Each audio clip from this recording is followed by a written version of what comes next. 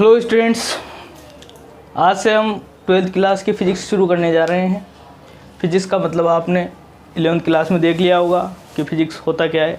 इसका मतलब फ़िज़िक्स पढ़ी होगी थोड़ी बहुत तो आपने, जैसे कि लॉकडाउन लगा है तो हो सकता है आपने नहीं पढ़ी हो, तो पढ़ना ज़रूरी है।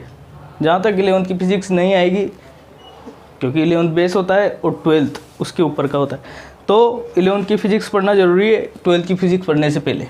अगर नहीं पढ़ी है तो मैं 11वीं के वीडियो भी डाल रहा हूँ, साथ के साथ उनको भी देखते रहें।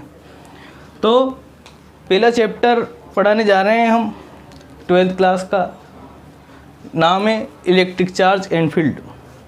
इलेक्ट्रिक चार्ज एंड फील्ड, इसको जो हिंदी में बोलते हैं उसका नाम है विद्युत आवेश एंड क्षेत्र। विद्युत आवेश और विद्युत क्षेत्र क्या है?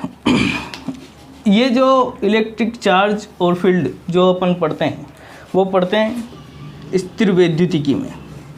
स्थिर वैद्युतिकी स्थिर वैद्युतिकी होती क्या है?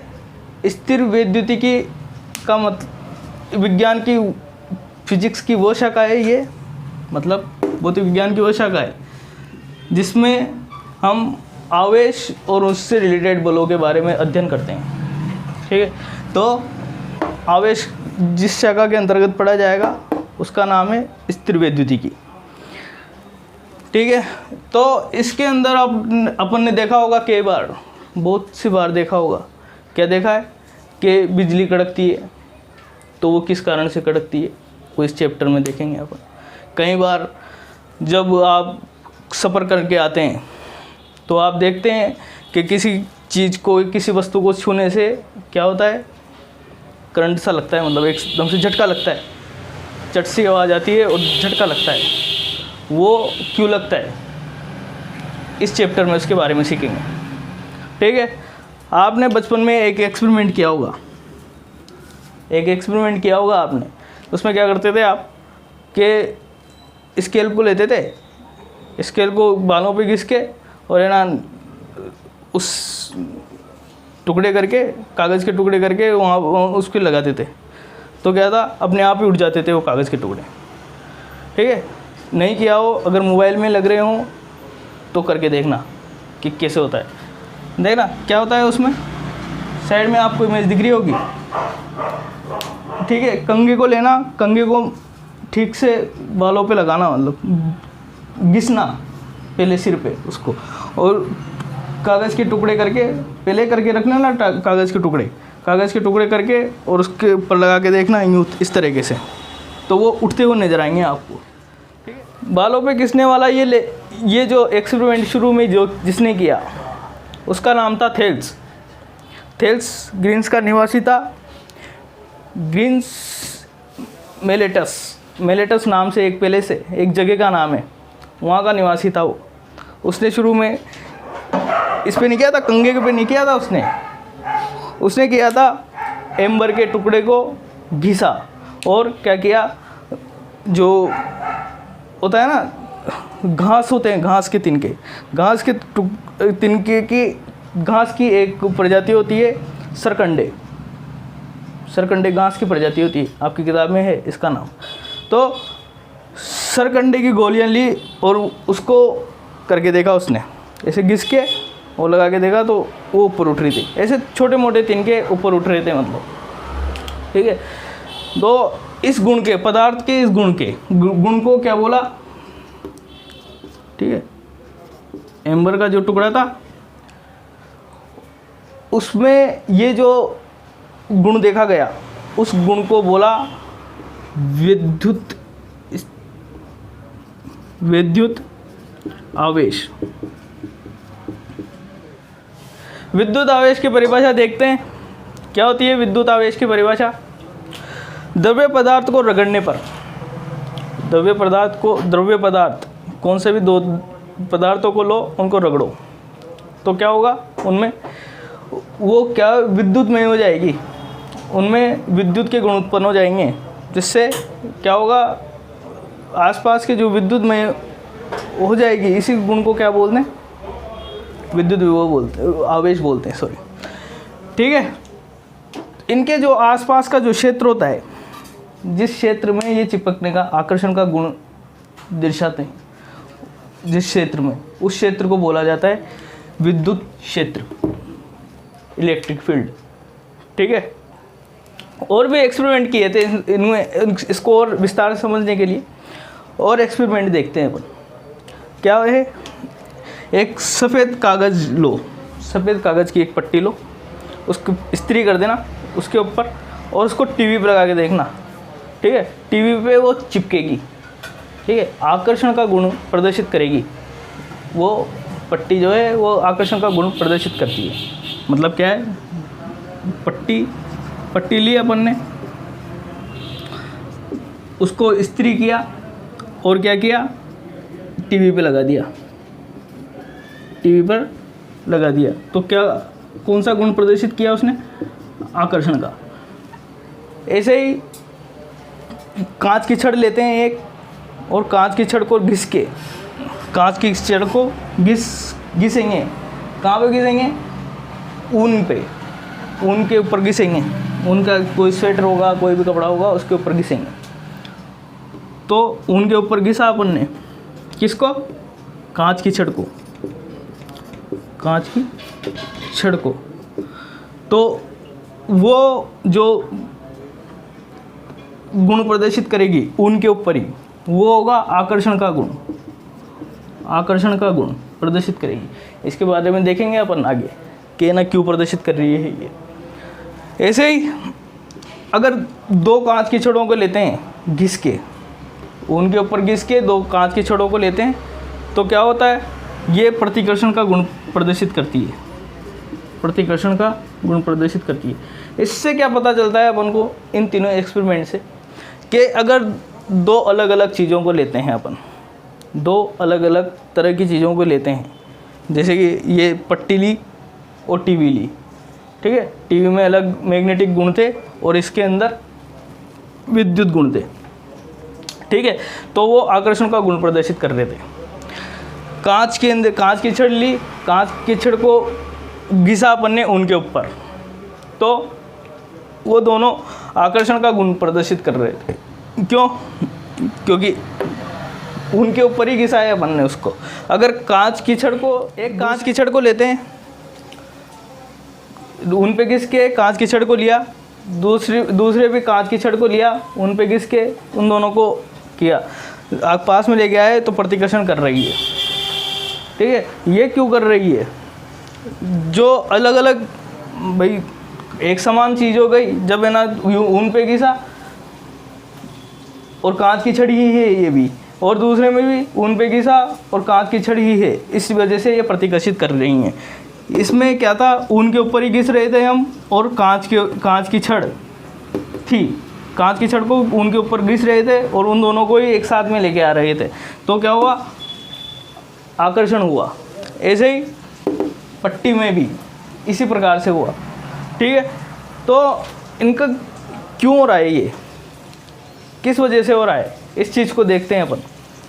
क्या है, इसके गुणधर्म क्या होते हैं, इसके बारे में पता चल, पहले ये देखेंगे, फिर उसके बारे में सीखेंगे कि ना ये क्यों हुआ।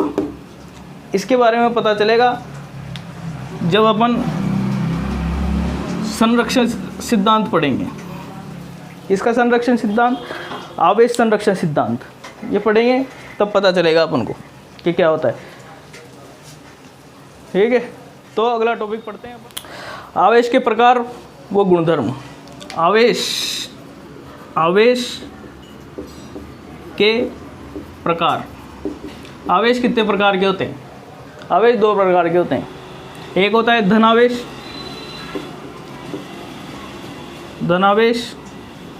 और एक होता है ऋणावेश। धीरे धीरे नॉलेज दुरुस्त होती जाएगी। क्या होता है, जैसे कि अपन ने छड़ को घिसा ऊन के ऊपर, छड़ को ऊन के ऊपर घिसा था, तो क्या हुआ उसमें, जैसे ही छड़ को ऊन के ऊपर घिसा तो क्या हुआ, एक तो धनावेशित हो गई, एक इन दोनों में से एक वस्तु तो धनावेशित हो गई, और एक वस्तु हुई ऋणावेशित। जब ऋण धन के पास में आएगा तो आकर्षण होगा, आकर्षण होता है। जब ऋण आवेश धनावेश के पास में आता है, धनावेश के पास में आता है तो क्या होता है, आकर्षण होता है। जब धनावेश धनावेश के पास में आता है तो क्या होता है, प्रतिकर्षण होता है। और जब ऋणावेश ऋणावेश के पास में आता है तो भी प्रतिकर्षण होता है। जैसे कि अपन ने कांच वाले में देखा था, कांच की छड़ वाले में, दोनों जब कांच की छड़ी थी तो उसमें क्या था, प्रतिकर्षण हो रहा था, क्योंकि एक समान आवेश थे वो। जब एक समान आवेश होंगे तो क्या होगा, प्रतिकर्षण होगा। जब अलग अलग आवेश होंगे तो आकर्षण होगा, जैसे कि टीवी में और इसमें हो रहा था, छड़ व ऊन में, ऊन के अंदर हो रहा। गुणधर्म क्या क्या है, आवेश के गुणधर्म। आवेश क्या होता है, पहला गुण है इसका, आवेश एक अदिश राशि होती है। अदिश और सदिश पढ़ी होगी आपने, फिजिक्स की 11वीं क्लास में पढ़ी होगी। अदिश और सदिश क्या होता है, ये क्या होता है, अदिश राशि होती है। अदिश राशि क्यों होती है, जैसे कि फोर्स है, फोर्स लगाते हैं अपन, अगर फोर्स एक निश्चित डायरेक्शन में लगता है, इस वजह से वो क्या होता है, सदिश राशि होती है। पर यहाँ पे क्या है, ये अदिश राशि क्यों है, क्योंकि जैसे ही अपन घिसते हैं, जैसे इस मार्कर को सिर पे घिसा यूँ, ठीक है, तो ये क्या होगा, आवेशित हो गया। आवेशित इस तरह से हुआ कि चारों ओर आवेशित हुआ है, अपन को पता नहीं है कि किस डायरेक्शन में हो रहा है, तो ये क्या है, एक अदिश राशि होती है। ये पॉइंट आया समझ में। दूसरी बात है, किसी निकाय के अंदर आवेश जो होता है, किसी निकाय के अंदर जो आवेश होता है वो सारे के सारे आवेशों के योग, बीजगणितीय योग के बराबर होता है। जैसे कि ये निकाय है, पहले निकाय क्या होता है, इस बात को देखो। जिस तंत्र के ऊपर हम प्रयोग करते हैं उसे बोलते हैं निकाय। जैसे कि इसमें छड़ वाले में, छड़ में और ऊन वाले में अपन ने छड़ और ऊन के ऊपर किया था, तो ये दोनों निकाय के अंदर आए, ठीक है। और इसके अलावा जो भी है वो आएंगे परिवेश के अंदर, वो सारे के सारे परिवेश में चले गए, ठीक है। तो ऊन और छड़ ये दोनों किसके अंदर आएंगे, निकाय के अंदर। तीसरे एग्जाम्पल में देखा था अपन ने, दोनों में छड़ थी उस टाइम पे केवल छड़ के ऊपर ही कर रहे थे हम प्रयोग, तो ये दोनों छड़े ही निकाय है और सारे के सारे परिवेश में चले गए, ठीक है। तो अगर निकाय लेते हैं अपन, सारे निकाय लिया, उसमें अलग अलग आवेश हैं, Q1, Q2, Q3, इस तरह से आवेश हैं, ठीक है, n तक चल रहे हैं। तो इनका जब योग करेंगे तो किस तरह से होगा, सिंपल योग की तरह होगा,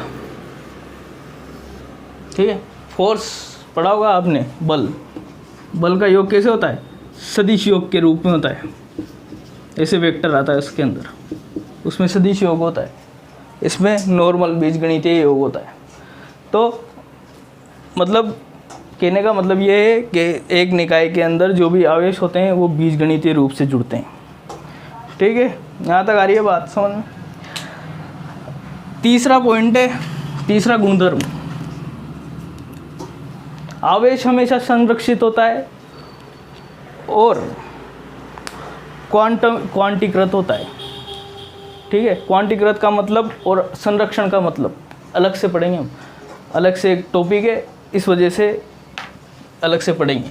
चौथा जो पॉइंट है वो है आवेश क्षेत्र के ऊपर क्या होता है, जब अपन घिसते हैं, ठीक है, किसी वस्तु को घिसते हैं तो उसके आसपास जो क्षेत्र निर्मित होता है, जो आवेशित क्षेत्र निर्मित होता है, उसको बोलते हैं विद्युत क्षेत्र। अभी बताया थोड़ी देर पहले, ठीक है। ये चौथा पॉइंट था। पांचवा पॉइंट है, जब आवेश गतिमान होगा तो उसके अंदर चुंबक के गुण आ जाते हैं, चुंबकत्व के गुण आ जाते हैं। जैसे कि विद्युत धारा में क्या होता है, इलेक्ट्रॉन किसी एक निश्चित वेग से गतिमान होते हैं, किसी एक निश्चित वेग से गतिमान होते हैं। इस वजह से क्या होता है, उसके अंदर चुंबकत्व का गुण आ जाता है। ठीक है, तो इस चुंबकत्व का गुण आ जाता है। जैसे कि फेराडे, एक साइंटिस्ट था फेराडे, जिसने ओस्टर्ड, एक साइंटिस्ट था ओस्टेड के प्रयोग को आगे बढ़ाया। ओस्टेड का प्रयोग क्या था, उसने क्या किया, ओस्टेड के बता रहा हूँ, ओस्टेड ने क्या किया, एक छड़ चुंबक ली, एक चुंबक ली, इसमें धारा प्रवाहित की, ये तो यहाँ पे रख दी तार के पास में, तार में धारा प्रवाहित की, तो इसमें क्या हुआ, विक्षोभ हुआ, थोड़ा सा इधर उधर हिली है। ठीक है, इसको डिटेल से विद्युत धारा चैप्टर में पढ़ते हैं अपन। तो ओस्टेड ने क्या किया कि जैसे ही विद्युत धारा प्रवाहित हुई तो छड़ चुंबक विक्षेपित हुई थोड़ी बहुत। ठीक है, तो फेराडे जो वैज्ञानिक थे, फेराडे और एम्पियर जो वैज्ञानिक थे, इन दोनों वैज्ञानिकों ने इसी सिद्धांत को आगे बढ़ाया और इसको बोला कि ये जो विक्षेपित हुई है, ये क्यों हुई है कि इलेक्ट्रॉन जैसे ही आगे बढ़ते हैं, जैसे ही इलेक्ट्रॉन आगे बढ़ते हैं तो इनमें क्या होता है, इलेक्ट्रॉन जैसे मतलब आवेश जैसे आगे बढ़ता है, आवेश जैसे आगे बढ़ता है वैसे ही ये चुंबकित हो जाते हैं, यहाँ पे चुंबकीय क्षेत्र का निर्माण करते हैं ये। ठीक है, इस वजह से क्या होता है, ये सुई विक्षेपित होती है, ये बताया उसने। ठीक है, तो पांचवा पॉइंट था कि गतिमान आवेश चुंबकत्व का गुण प्रदर्शित करता है। छठा पॉइंट है, आवेश का मान चयनित निर्देश तंत्र पर निर्भर नहीं करता, भले से निर्देश तंत्र गतिमान है या नहीं है, गतिमान है या फिर यहाँ पे बैठा है कोई आदमी, कोई एक्सपेरिमेंट कर रहा है किसी आवेश के ऊपर, या फिर कहीं और जगह पे बैठ के एक्सपेरिमेंट कर रहा है, दोनों बात एक ही है, दोनों के परिणाम सेम ही आएंगे। इसके मतलब ये है। ठीक है, यहाँ तक बात समझ में आती है। तो अपन अगला टॉपिक तीसरे पॉइंट में देखा कि आवेश क्या है, निकाय के अंदर संरक्षित होता है और क्वांटीकृत राशि होती है। तो इसी को आगे बढ़ाते हुए आवेश का संरक्षण सिद्धांत, संरक्षण नियम, ये पढ़ने जा रहे हैं अपन। आवेश संरक्षण नियम क्या होता है, संरक्षण का मतलब होता है इनका बीजगणित, निकाय के अंदर जो भी होगा, उन जो भी आवेश होगा उनका बीजगणितीय योग 0 के बराबर होगा, 0 के बराबर। ठीक है, जो पहले था वही रहेगा, मतलब नहीं तो बढ़ेगा ना ही घटेगा। यूँ है, इसका मतलब ये है कि अगर 0 है तो 0 रहेगा और कोई आवेश है तो आवेश रहेगा, वही आवेश रहेगा। इसका मतलब होता है, यही होता है संरक्षण। ठीक है, जैसे कि अपन एक कांच की छड़ लेते हैं, कांच की छड़ लेते हैं, उसको घिसा अपन ने किसके ऊपर, रेशम के ऊपर, रेशम के ऊपर घिसा, तो क्या होगा कि जो छड़ होगी वो तो धनावेशित हो जाएगी और जो रेशम होगा वो ऋणावेशित हो जाएगा। क्यों होगा धनावेशित और ऋणावेशित? इसके अंदर के जो इलेक्ट्रॉन हैं, जो रेशम के अंदर जो इलेक्ट्रॉन होते हैं, मुक्त इलेक्ट्रॉन होते हैं, वो इसके अंदर चले जाते हैं, कांच की छड़ के अंदर चले जाते हैं। ठीक है, उसके आसपास हो जाते हैं इकट्ठे। ठीक है, तो रेशम के जो इलेक्ट्रॉन हैं वो इसके अंदर चले जाएंगे, तो इसके पास में इलेक्ट्रॉन ज़्यादा हो जाएंगे, इस वजह से ये धनावेशित हो जाएगी और ये ऋणावेशित हो जाएगी, इसके पास में इलेक्ट्रॉन की कमी हो जाएगी। इस वजह से ये क्या होता है, ऋणावेशित हो जाएगी और ये धनावेशित हो जाएगी। पर जो पूरे निकाय का जो पूरे निकाय का जो आवेश है वो तो फिर भी संरक्षित ही रहेगा। जो इलेक्ट्रॉन इधर गए, जो इधर जो इलेक्ट्रॉन थे वो इधर आए, ठीक है, वही तो इलेक्ट्रॉन आए इधर, लॉस तो कुछ भी नहीं हुआ, अंदर के इलेक्ट्रॉन का कुछ भी नहीं हुआ। जैसे मान लो यहाँ पे 4 इलेक्ट्रॉन थे, 4 इलेक्ट्रॉन इधर आए, 4 इलेक्ट्रॉन इधर आ गए, तो पूरे निकाय में तो इधर माइनस के 4 हो गए और इधर प्लस के 4 हो गए, तो माइनस के 4 प्लस के 4 कट जाएगा, 0 हो जाएगा। ठीक है, तो निकाय का आवेश तो पूरा अभी भी संरक्षित है, ठीक है। अरे बात समझ में, ये होता है आवेश का संरक्षण नियम। अब जो ये इलेक्ट्रॉन आ रहे हैं इधर, एक एक करके आता है ऐसे, ठीक है, जैसे घिसते हैं क्वांटीकरण। क्वांटीकरण क्या होता है? इलेक्ट्रॉन क्वांटा होता है, आवेश का सबसे छोटा क्वांटा होता है इलेक्ट्रॉन ई। इसकी वैल्यू होती है, इसका मान होता है 1.6 × 10⁻⁻19 कूलाम। सी से रिप्रेजेंट करते हैं कूलाम को। कूलाम क्या होता है? आवेश का मात्रक होता है, ये आवेश का मात्रक होता है कूलाम, ठीक है। ये क्या है? बहुत बड़ी राशि होती है। कूलाम क्या है? एक बहुत बड़ी राशि होती है। इसलिए इसको माइक्रो कूलाम या नैनो कूलाम में रिप्रेजेंट किया जाता है। माइक्रो का मतलब होता है 10⁻⁻6, नैनो का मतलब होता है 10⁻⁹, इस तरह से, ठीक है। तो अपन ने ये सीखा कि क्वांटीकरण क्या होता है। क्वांटीकरण क्या हुआ?